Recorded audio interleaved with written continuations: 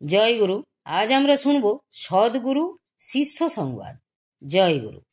সদ্গুরু শব্দের অর্থ নির্বিকল্প সমাধি যার লাভ হয়েছে তিনিই সদ্গুরু। তিনি অপরকে কৃপা করতে পারেন। যিনি নিজে কৃপাসিদ্ধ তিনি আর অপরকে কৃপা করবেন কেমন করে? তবে এক এক পথের সিদ্ধ গুরুরা সেই পথের ভাব শিষ্যের মাঝে সঞ্চারিত করে দিতে পারেন। কৃপা করতে পারেন একমাত্র সদ্গুরু। গুরু বলতে পূর্বেও সদ্গুরুকেই বোঝাতো। সৎ শব্দ গুরুর বিশেষণ নয়, সদ্গুরু এক কথা। ভক্তিপথে সিদ্ধ, যোগপথে সিদ্ধ গুরুকে সদ্গুরু বলা যেতে পারে না, কিন্তু জ্ঞানপথে সিদ্ধ গুরুকে সদ্গুরু বলা যায়। নির্বিকল্প সমাধি জ্ঞানপথেই লাভ হয়। শিষ্য শব্দটি নিষ্পন্ন হয়েছে সংস্কৃত শ্বাস ধাতু থেকে। শ্বাস ধাতুর অর্থ শাসন করা, অর্থাৎ নিয়ন্ত্রণ করা। তাৎপর্য হল নিয়ন্ত্রণাদির মাধ্যমে পরম লক্ষ্যের দিকে অগ্রসর করিয়ে দেওয়া। গুরু আর শিষ্যের সম্পর্কটি কী রকম সে সম্বন্ধে স্বামী বিবেকানন্দ বলেছেন, গুরু হচ্ছেন একটি আলোকিত আত্মা আর শিষ্য হচ্ছেন একটি অনালোকিত আত্মা। সম্পর্কটি হচ্ছে একটি আলোকিত আত্মা থেকে একটি অনালোকিত আত্মায় শক্তি সঞ্চার করা। স্বামীজি বলেছেন, এই সঞ্জীবনী শক্তি গ্রন্থ হইতে পাওয়া যায় না। একটি আত্মা কেবল অপর একটি আত্মা হইতে এই শক্তি লাভ করিতে পারে, আর কিছুতেই নয়। আধ্যাত্মিক জীবনের উন্নতির পক্ষে গ্রন্থরাশি পর্যাপ্ত নয়। জীবাত্মার শক্তি জাগ্রত করিতে হইলে অপর এক আত্মা হইতে শক্তি সঞ্চারিত হওয়া আবশ্যক। যে ব্যক্তির আত্মা হইতে অপর আত্মায় শক্তি সঞ্চারিত হয় তাহাকে গুরু বলে, এবং যে ব্যক্তির আত্মায় শক্তি সঞ্চারিত হয় তাহাকে শিষ্য বলে। মুন্ডক উপনিষদে আছে, আত্মজ্ঞান বা ব্রহ্মজ্ঞান লাভ করতে অবশ্যই গুরুর কাছে যেতে হবে। তদ্দি জ্ঞানার্থং স গুরুমেবাভি গচ্ছেৎ সমিৎপানি শ্রোত্রিয়ং ব্রহ্মনিষ্ঠম। তাকে জানার জন্য তাকে গুরুর কাছেই যেতে হবে। কেমন করে যেতে হবে? সমিৎপানি হয়ে যজ্ঞের জন্য কাঠ হাতে করে নিয়ে গুরুর সামনে যেতে হবে। এর তাৎপর্য হচ্ছে যজ্ঞের কাঠ বা সমিত বহন করার মাধ্যমে শিষ্যের আনুগত্য, সেবাপরায়ণতা, বিনম্রতা, শ্রদ্ধা এবং পরিশ্রমের ভাবটি প্রতিকায়িত হয়েছে। সমিত এর কথায় প্রসঙ্গত একটা বিষয় মনে পড়ে গেল। আচ্ছা, আমাদের পরমারাধ্য গুরু মহারাজও তো এক সময় নিষ্ঠাবান শিষ্য ছিলেন। তখন শিষ্য হিসাবে তাকে কি কি করতে হতো? চলুন শুনি শ্রী শ্রী ঠাকুরের পদতলে বসে। শ্রী শ্রী গুরু মহারাজ হাতে গড়গড়ার নলটা নিয়ে বসে আছেন আর মিটি হাসছেন। বলছেন, আশ্রমে থাকাকালীন অনেক কষ্ট সহ্য করেছি। ধুনির লাগড়ি কাটা, লাগড়ি ফাড়া, রুটি করা, গরু রাখা, ভিক্ষা করা, ঘোড়ার ঘাস কাটা থেকে আরম্ভ করে মায় পূজা করা পর্যন্ত কিছুই বাদ যায় না। এছাড়া ঠাকুরের কাছে কত ঠেলা খেয়েছি, গাল খেয়েছি। তবেই তো হয়েছে, তোমাদের ঠাকুর অমনি হয়নি। ঠাকুরের ঘোড়া ছিল, ঘোড়ায় চড়ে শিষ্য বাড়ি যেতেন। আর সেটা আশ্রম ছিল কিনা, তাই আশ্রমের মতো গাই গরুও সব ছিল। একদিন একটা বাছুরকে বাঁধতে গিয়ে সে হাত ছাড়িয়ে গোশালার চারিদিকে ঘুরতে লাগলো। ধরতে গিয়ে খুব হয়রান হয়ে পড়লাম। শেষে যেই গোশালায় ঢুকলো অমনি বেঁধে এমন মার দিলাম যে ভ্যা ভ্যা করতে লাগলো। ঠাকুর ওদিকে শুনে অকথ্য ভাষায় বকতে লাগলেন। আরেকবার ওই ধুনি নিয়ে। পশ্চিমে সাধুরা ধুনিকে খুব পবিত্র মনে করে। আমি তো বাঙালির ছেলে, তার উপর আবার প্রথম জীবনে নাস্তিক ছিলাম, তাই ওসব মানতাম না। একদিন হঠাৎ ধুনির কাঠে আমার পা লেগে গেল। সেদিন খুব শাসালেন। দ্বিতীয় দিন আবার পা লাগলো। এদিন দেখে যা তা বকে আমায় অস্থির করলেন। তৃতীয় দিন আবার আমার পায়ে লাগলো। দেখে অগ্নিশর্মা হয়ে গিয়ে আমায় বললেন, ফের যদি অমন করিস তো পা ভেঙে দেব। তারপর থেকে সাবধান হয়ে গেলাম। বেটারা ধুনিকে কি পবিত্র রাখে! তাতে দুধ গরম করে, জল গরম করে, সময়ে রুটি সেকে, গাঁজাও খায় তার আগুন নিয়ে, তবু পবিত্র হয়ে থাকে, ধুনির পূজা করে। পাঠকবৃন্দ লক্ষ্য করলেন, উপরের অনুচ্ছেদে শ্রী শ্রী ঠাকুর শ্রীমুখে বলছেন, ঠাকুরের কাছে কত ঠেলা খেয়েছি। প্রসঙ্গত শ্রী শ্রী ঠাকুর মহারাজ গুরু হবার ঠেলা সম্বন্ধেও বলেছেন। শোনা যাক তিনি কি বলছেন। গুরু হওয়ার ঠেলা আছে। আমি যদি জীবিত থাকতে থাকতেই কাউকে গুরুশক্তি দিয়ে যেতে না পারি, তাহলে আমারও মুক্তি নাই। সূক্ষ্ম লোকের কোনো ঋষি ফিসির মতো আমায় থাকতে হবে। যেদিন আমি উপযুক্ত আধারের মাঝে আবিষ্ট হয়ে যাব, আমায় শক্তি তার মাঝে ফুটে উঠবে, সেই দিনই আমার নির্বাণ। সুতরাং গুরু হওয়া কম বিপদের কথা নয়। শ্রী শ্রী গুরু মহারাজ কত কষ্টের কথা বলেছেন। তিনি বলছেন, আমাকে যে কি কঠোর পরীক্ষা করেছেন তা কি বলবো। ওই সময়ে আমাকে আমার গুরু ভাই ওই ব্রহ্মানন্দই বুঝিয়ে সুঝিয়ে রেখেছিলেন। তিনি বলতেন, দেখো ভাই, সন্ন্যাস নিতে এসেছো, এ হচ্ছে জীবন মৃত হয়ে যাওয়া। আর সেই অনুকূলেই ঠাকুরের এই সব পরীক্ষা। আর বাস্তবিক দেখলামও, সন্ন্যাস দেবার পর আমার উপর তার কি অগাধ ভালোবাসা। আমিও তখন গুরুজির ওপর আবদার করতাম।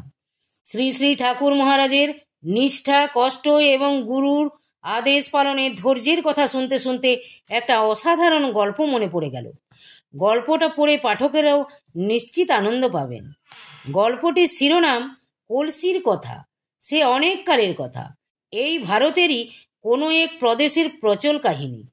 এক ছিল রাজার কুমার, রাজ সম্পদের চূড়ায় বসে উদাসীন। তার প্রাণ যেন কোনো গভীর প্রেরণায় ব্যাকুল। সে কি অমৃতের আহ্বান শুনেছিল আকাশে বাতাসে? হঠাৎ একদিন ঘরছাড়া বৈরাগী মন নিয়ে সে উধাও হলো। রাজার কুমার মনে মনে ভাবে, আমায় পথ কে দেখাবে? কোথায় সে কর্ণধার যিনি আমায় ভবসাগর পারে নিয়ে যাবেন? কোনো এক সুপ্রভাতে সে এসে পৌঁছল সবুজ ছায়া ঘেরা এক আশ্রমে। শাস্ত্র পড়াচ্ছেন এক ঋষি। রাজকুমার ঋষির চরণে নত হলো। ঋষি বললেন, কোথা থেকে এলে কুমার? কুমার বললেন, প্রভু, আমি পথ হারিয়েছি, আমায় পথ দেখান। ঋষি বললেন, কোন পথ চাও বৎস? কুমার বললেন, শ্রেয়ের পথ ভগবান। ঋষি বললেন, সে যে বড় কঠিন, ক্ষুরোধার পথ। কুমার বললে, আপনার আশীর্বাদে পথ সুগম হবে। বেশ, আশ্রমে থাকো বৎস, তোমার সুকুমার দেহ পরিশ্রম করতে পারবে তো? ঋষি বললেন। কুমার বললে, আমার সাধ্য মতো করব। ঋষি পুনরায় বললেন, তুমি আশ্রমের কাজকর্মে এখন লেগে থাকো, সময় যখন হবে আমি ডেকে নেব। রাজার ছেলে হলেন আশ্রমবাসী। সূর্যোদয় থেকে সূর্যাস্ত পর্যন্ত আশ্রমের সব কাজ হাতে নাতে করতে হয়। ক্লান্তিহীন, বিশ্রামহীন কর্মের চাকা ঘুরে চলেছে। কুমারের জীবন চর্চায় কোনো বিবর্তন নেই। কুমারের মনে অভিমান জন্মে, জীবন কায়িক পরিশ্রমেই শেষ হবে? গুরুদেব তো কোনো পাঠ নেবার কথা বলেন না। কুমার ভাবেন অন্য কোথাও চলে যায়। 7-5 ভেবে তুলে নিলেন আশ্রমে সাধুদের জল রাখার কলসিটি। যেতে যেতে কুমার ভাবলেন, কলসিটা ঝর্ণার ধারে ফেলে যেদিকে দু চোখ যাই চলে যাব, তারপর আমি মুক্ত। যেমন ভাবা তেমনি কাজ। কুমার হঠাৎ কলসিটার মুখ থেকে বেরোনো কথা শুনতে পেলেন। কলসি বলছে, কোথায় যাও রাজকুমার? তুমি কি এমন কষ্ট করেছ? আমি তোমার থেকে অনেক কষ্ট করে এই সাধুদের সেবায় লেগেছি। কলসি বলে, জানো, আমি প্রথমে ছিলাম কঠিন মাটি, সকলে আমায় মারিয়ে যেত, তবু চেতনা জাগত না। হঠাৎ একদিন কুমোর আমাকে খুঁড়ে তুলল, অন্য জায়গায় রেখে দিল স্তূপীকৃত করে। সূর্যের তাপে কখনো শুকিয়ে যাচ্ছি, কখনো বৃষ্টির জলে কাদা হচ্ছি। হঠাৎ একদিন কুমোর এসে হাত লাগালো, কাকড় আবর্জনা বার করতে লাগলো। প্রাণ যেন যায় যায়। মাটি পাট করার সময় সে কি যাতনা। তারপর জল মাখিয়ে কুমোর আমায় মাটির তাল করে ফেললো। আমি আকার পেলাম, কাকড় ভেজালো, মুক্ত শুদ্ধ আমি। এরপর কুমোর আমাকে চাকে ফেলে দিল, অসহনীয় যন্ত্রণা। কিন্তু ধীরে ধীরে আমার মধ্যে একটা অভাবনীয় পরিবর্তন এলো। আমি একটা নির্দিষ্ট আকার পেলাম কুমোরের হাতে।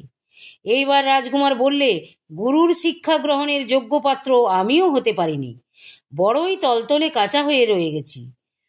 কলসি বলে চলল, পড়ে রইলাম প্রখর রোদে, জ্বলে পুড়ে যাচ্ছি।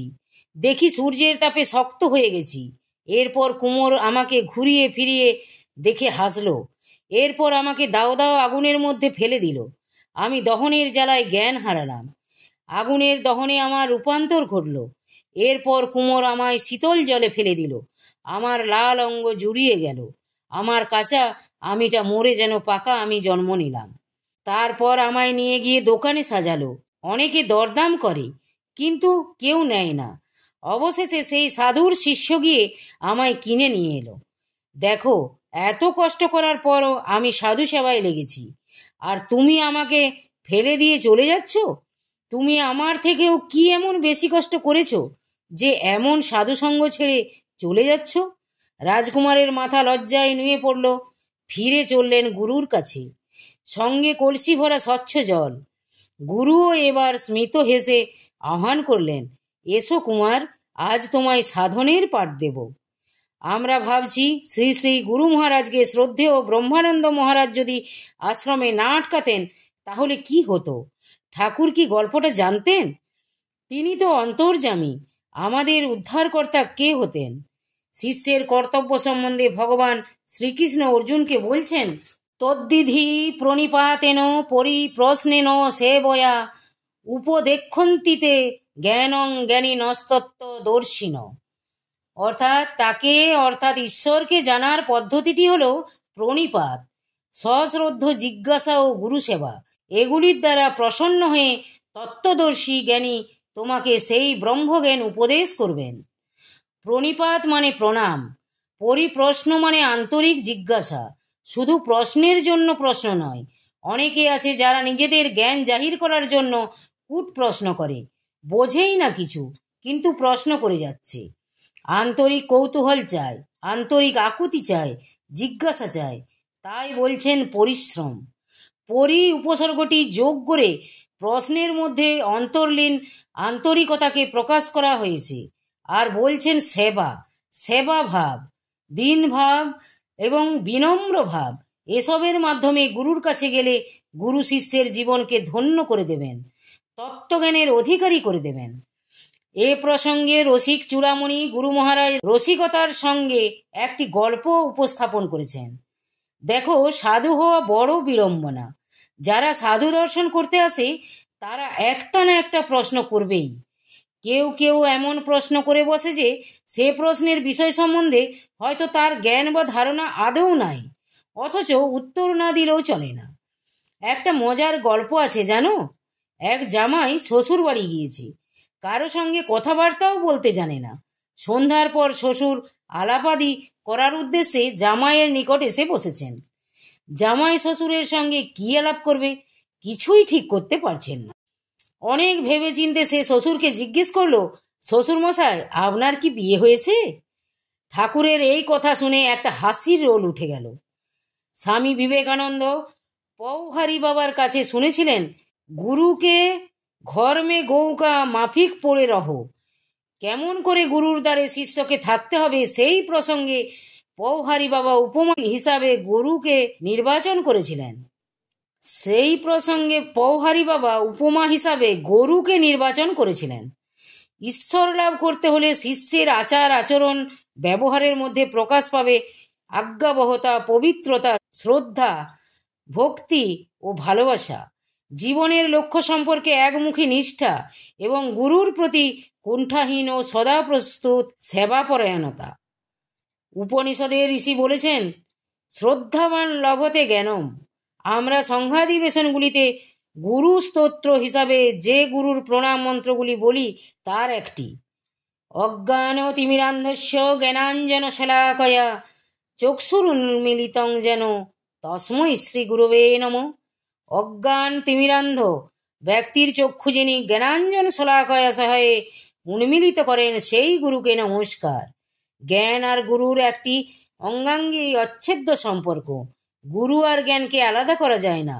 গুরু ও জ্ঞান সমার্থক এবং সেই জ্ঞান অবিদ্যা ও অজ্ঞান এবং অবিদ্যানাশক, এবং গুরু হলেন সেই জ্ঞানদাতা, অজ্ঞান বা অবিদ্যা নাশকারী একটি গুরুতত্ত্বের প্রথম ও শেষ কথা। জয় গুরু, জয় গুরু। আজ এই পর্যন্তই। যদি আপনাদের ভালো লেগে থাকে তাহলে চ্যানেলটিকে সাবস্ক্রাইব করে সাথে থাকবেন। জয় গুরু, জয় গুরু।